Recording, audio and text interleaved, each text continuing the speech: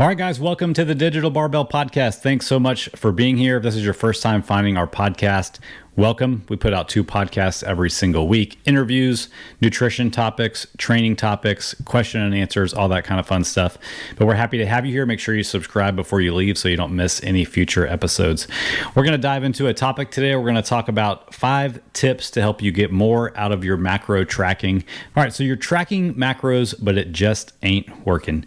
You swear you're doing everything right, but your weight is being as stubborn as a picky 2-year-old. It's saying no, no, no. Look, I know what you're thinking. I need to drop my calories and I need to drop them a lot. Whoa, whoa, whoa. Let's just pump the brakes there, cowboy. Before you go to extremes and drop any of those precious muscle building calories from your diet, let's level up your macro tracking skills with the 5 tips in this episode. Let's just see if that doesn't break you through that plateau. And make sure you stick around to the end of this episode for a bonus tip that just might make you not want to track macros at all. When working with our clients who track macros, we like to try to make as much progress as possible with strategies like these before lowering calories. Okay, so what are these 5 tips for getting better results when tracking macros? Number 1, pre-log some or all of your food at the beginning of the day. Take 5 minutes each morning to pre-log what you plan to eat that day. If I could just rant for 1 minute here. If you don't have 5 minutes to do this, you need to do one of 2 different things. Number 1, call yourself out on that nonsense and just do it. Number 2, lower your expectations for losing weight if you really are just that busy. The point of pre-logging isn't to hold you to a rigid plan. It's to point out to you that anything you want to do well at requires planning, and that includes weight loss. If things don't play out the way that you pre-logged, just make adjustments as you go. Having a routine is your friend. Our most successful clients eat a similar breakfast and or lunch and have many of the same snacks during a regular day. Pre-log those meals and then adjust as needed as the day goes along.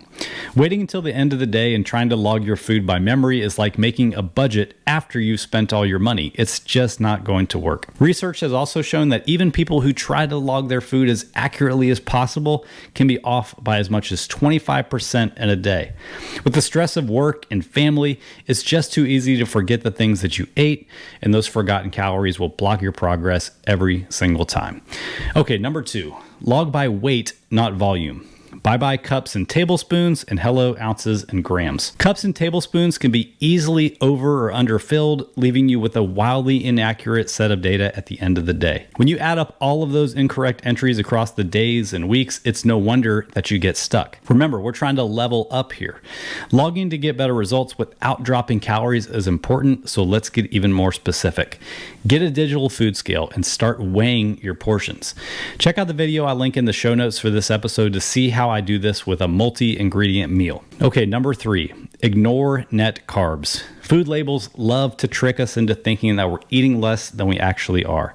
Sometimes a single snack will say that it's 2 or 3 servings on the label, or they've subtracted out the calories from fiber and or sugar alcohol and call it net carbs. As of now, food companies are allowed to subtract the calories in fiber and sugar alcohol from the calories in the total serving.